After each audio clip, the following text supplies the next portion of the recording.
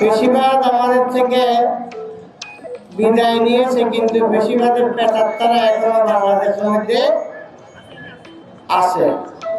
আর এই বেশিরভাগের প্রেতাত্মা যারা, তাদের অধিকাংশই বর্তমান সরকারের ছত্রছায়া আছে।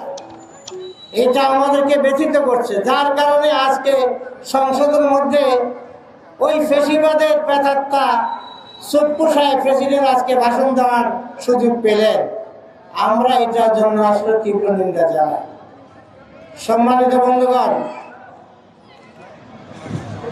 আজকে এখনো বিভিন্ন জায়গায় ফেসিবাদের প্রেতাত্মারা বসে আছে, যার কারণে মানুষ হয়রানির শিকার হচ্ছে। আমরা বিগত মাসের 12 তারিখের নির্বাচনে দেখলাম প্রকাশ্য ফেসিবাদের লোকজন এই সরকারি লোকদের ছত্রছায়া আবার জনগণের সামনে চলে আসতেছে। তারা কি আবার নতুন করে এই ফেসিবাদকে এই দেশের মধ্যে জাতির সামনে নিয়ে আসতে চান?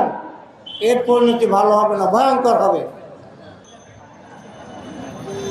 এমপিদের এখন দায়বদ্ধতা আছে জনগণের কাছে। জনগণের জন্য যে সমস্ত অ্যালটমেন্ট সরকারের পক্ষ থেকে হয়, আমি বিনয়ের সাথে অনুরোধ করব যাতে একজন এমপি তিনি যাতে জনগণের সামনে জনগণের জন্য কি বরাদ্দ হয়েছে এবং সেটা কিভাবে জনগণের জন্য তিনি ব্যয় করেছেন এর শ্বেতপত্র যাতে জাতির সামনে তুলে ধরেন। আজকে এই মাহফিল থেকে আমি পরিষ্কার ভাষায় বলে দিতে চাই, যদি মানুষের ভাগ্য পরিবর্তন করতে হয়, জনগণের মুক্তি নিশ্চিত করতে হয়, দেশ থেকে ক্ষুধা, দারিদ্রতা, দুর্নীতি, দুঃশাসন, লুটপাট, চাঁদাবাজি, ভোট ডাকাতি বন্ধ করতে হয়, তাহলে মানবতার মুক্তির সনদ কোরআনের আইন বাস্তবায়নের জন্য আমাদের সবাইকে কাজ করতে হবে। সবাইকে কোরআনের পতাকা তলে ঐক্যবদ্ধ হতে হবে। নগদ নিয়ে এলো হার না মানা হার অফার।